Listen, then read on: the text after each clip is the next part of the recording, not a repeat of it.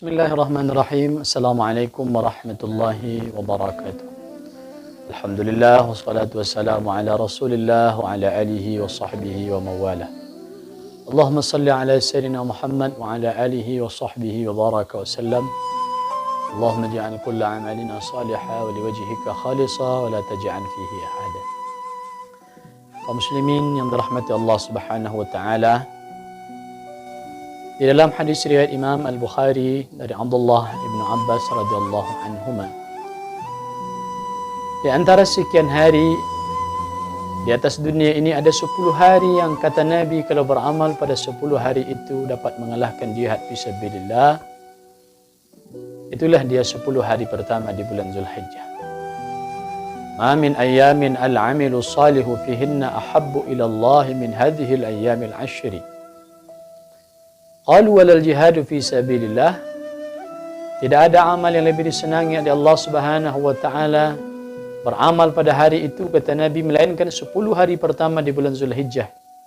Mendengar ucapan Nabi itu, para sahabat bertanya, apakah jihad fi sabilillah masih di bawah keutamaannya dibanding beramal soleh pada 10 hari pertama itu ya Rasulullah? Walal jihadu fi sabilillah. Ya, jihad masih kalah, kata Nabi. Barulah jihad fi sabilillah dapat mengalahkan beramal soleh pada 10 hari pertama di bulan Zulhijjah itu. Rajulun yakhruju bi nafsihi wa malihi falam yarji' min dzalika bi syai'in. Seseorang yang dia pergi berjihad, berperang di jalan Allah Subhanahu wa taala, lalu setelah itu dia mati syahid, tidak pulang satupun, harta yang dia bawa tidak dia bawa lagi pulang ke rumahnya, dan dia pun mati syahid di medan perang. Barulah 10 hari pertama beramal di situ dapat dikalahkan oleh jihad fisabilillah. Tapi kalau pulang selamat lagi, pulang ke rumahnya, berjumpa lagi dengan anak, istri dan keluarganya, maka beramal pada 10 hari pertama di bulan Zulhijjah lebih besar dan lebih agung keutamaan dan lebih dicintai oleh Allah Subhanahu wa taala. Maka kita yang masih diberikan kehidupan oleh Allah Subhanahu wa taala, janganlah kita sia-siakan kesempatan ini. Nabi Muhammad sallallahu alaihi wasallam, kata Hafsah binti Umar, salah seorang istri beliau, Nabi puasa selama 9 hari, dimulai dari tanggal 1 Zulhijjah sampailah puncaknya tanggal 9. Tanggal 9 kita masyhur mengenal dengan puasa Arafah. Maka Nabi pun pernah ditanya, apa keutamaan puasa Arafah itu? Yukaffirus sanatal madiyah wal baqiyah. Allah ampunkan dosa orang-orang yang melakukan puasa pada tanggal 9 Zulhijjah itu, dosanya setahun yang lalu dan setahun yang akan datang. Inilah amal yang dilakukan oleh Rasulullah SAW untuk mengisi 10 hari pertama di bulan Zulhijjah. 9 hari beliau berpuasa, dan pada tanggal 10 hari yang ke-10-nya beliau menyembelih hewan kurban. Di dalam hadis riwayat Aisyah radhiyallahu anha, Rasulullah sallallahu alaihi wasallam menyampaikan, "Ma 'amila 'adamiyyun yawman nahari ahabbu ila Allah min iraqid dam." Amal yang paling disenangi oleh Allah Subhanahu wa taala pada tanggal 10 Zulhijjah itulah disebut hari nahar, adalah menyembelih hewan kurban. Wa innaha la ta'ti yawmal qiyamati biquruniha wa ash'ariha wa azlafiha.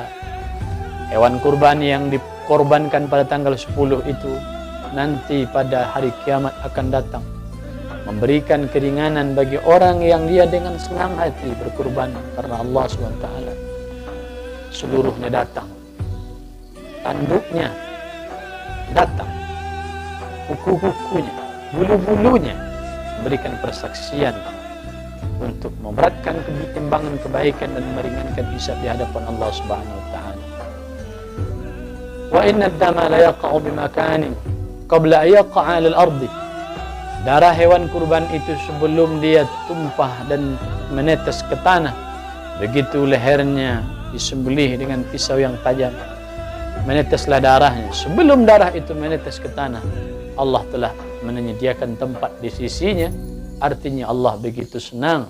Belum lagi dikuliti, belum lagi dibagi-bagi kepada fakir miskin, belum lagi dimasak, belum lagi dimakan, tapi Allah sudah menyediakan tempat di sisinya.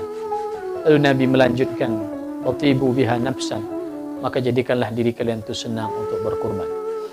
Allah lapangkan rezeki kita, Allah sehatkan badan kita, maka rezeki yang baik hendaknya pergi juga dia ke tempat yang baik. Karena rezeki ini dia ditanya dari dua jalur. Min aina iktasaba wa fima anfaqa. Bagaimana cara dapatnya dan kemana dia dibelanjakan. Ada orang-orang yang dia dalam kesehariannya mencari rezekinya payah sekali mengumpulkan.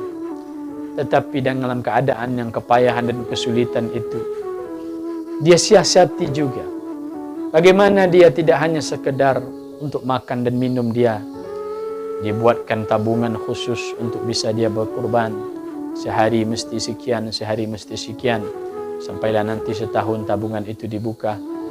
Sampailah jumlahnya lebih kurang 2 juta. Dan dia pun datang menemui panitia untuk ikut mendaftar. Kita terkejut. Apa yang membuat kita terkejut dan heran? Karena kita tahu dan kenal orang ini. Hari-hari kerjanya apa, dan seperti apa dia kesusahan mencari harta sebanyak yang dia bawa hari itu untuk mendaftarkan dirinya supaya dia bisa ikut kurban. Sementara ada orang-orang yang dia dengan kelebihan hartanya banyak. Makanya Nabi menyebut dalam hadis riwayat Imam Hakim, begitu juga riwayat Imam Al-Baihaqi, innallaha yu'ti dunya ma yuhib wa la ma yuhib. Dunia itu akan diberikan Allah kepada orang yang dia cintai dan kepada orang yang tidak dia cintai. Dua-duanya akan diberi Allah. Baik orang yang dicintai Allah ataupun orang yang tidak dicintai Allah, dunia ini akan diberikan oleh Allah SWT. Wa yu'til iman ila man yuhib. Tetapi Allah hanya akan memberikan iman itu kepada orang yang dia cintai. Maka iri rasanya hati kita. Ada orang-orang yang hidupnya biasa-biasa, tapi rupanya dia mendapatkan yang luar biasa. Itulah cinta Allah Azza wa Jalla. Maka kita persiapkan amal sebanyak-banyaknya. Karena bulan Zulhijjah itu adalah salah satu dari 4 bulan yang dihormati dan dimuliakan. 9 hari kita puasa, sampailah nanti tanggal 9 Zulhijjah. Dan tanggal 10-nya kita melaksanakan ibadah kurban. Ibadah dibagi di dalam 2, ada kepada Allah, setelah itu juga ada kepada manusia, itulah silaturahim. Maka Nabi menyuruh, kalau berjumpa, bersalaman, menyapa, setelah itu berjabat tangan, setelah itu memberi, tahaddu wa tahabbu, saling memberilah kalian dan saling berkasih sayang. Orang di saat dia diberi hatinya lunak dan lembut. Kadang mungkin datang dia jarang ke masjid, jarang sekali datang ke masjid. Begitu kita datangi dia, kita beri, lunak hatinya, lembut hatinya. Makanya di dalam bulan Ramadan, di akhir Ramadan, begitu masuk bulan Syawal, Nabi menjelang berangkat melaksanakan salat Idul Fitri, beliau membagikan zakat fitrahnya. Kan hari itu hari mesti kita berbahagia, mesti kita bersenang-senang. Kepala keluarga mesti melapangkan rezekinya kepada istri dan anak-anaknya. Begitu juga di dalam bulan Zulhijjah ini. Setelah pelaksanaan ibadah agung wukuf di padang Arafah bagi yang pergi melaksanakan ibadah haji, setelah itu dikumandangkanlah takbir selama 4 hari, mulai dari tanggal 10 sampailah tanggal 13 setelah salat asar. Petang tanggal 13 setelah salat asar itulah terakhir bertakbir. Maka kita menyebut nama Allah, kita agungkan Allah. Setelah itu kita buktikan bahwa kita tidak terlalulah cinta kepada harta kita. Ya Allah, Engkau titipkan kepadaku harta hari ini, aku berikan. Engkau berikan kepadaku, Engkau pinjamkan sementara hari ini, aku berikan juga kepada saudara-saudara yang membutuhkan. Inilah nanti akan menolong kita di hadapan Allah Subhanahu wa taala. Hari itu harta anak-anak tidak dapat lagi menolong kita, kecuali ya dulu yang harta pernah mengalir ke tempat-tempat yang dia dipakai untuk beribadah, dipakai tempat singgah oleh orang-orang yang tua, jompo yang dibuang oleh keluarganya, dipakai oleh orang-orang yang dulu diberikan pakaian dan dulu melepaskan dahaga orang-orang yang haus, menghilangkan lapar orang-orang yang kelaparan. Ke hari ini marilah kita mempersiapkan diri untuk menyambut bulan Zulhijjah ini, persiapkan harta benda kita, nanti kita berkurban, dan nanti akan memberikan keringanan kita di hadapan Allah Subhanahu wa taala di saat beratnya hisab. Disitulah nanti ada yang dapat meringankan, di antaranya adalah ibadah kurban kita. Mudah-mudahan Allah lapangkan hati kita dan lunak lembutkan hati kita untuk selalu mendekat kepada Dia, dan kita mendapatkan cintanya melalui amal-amal soleh. Subhanakallahumma wa bihamdika, asyhadu an la ilaha illa anta, astaghfiruka wa atubu ilaik. Assalamualaikum warahmatullahi wabarakatuh.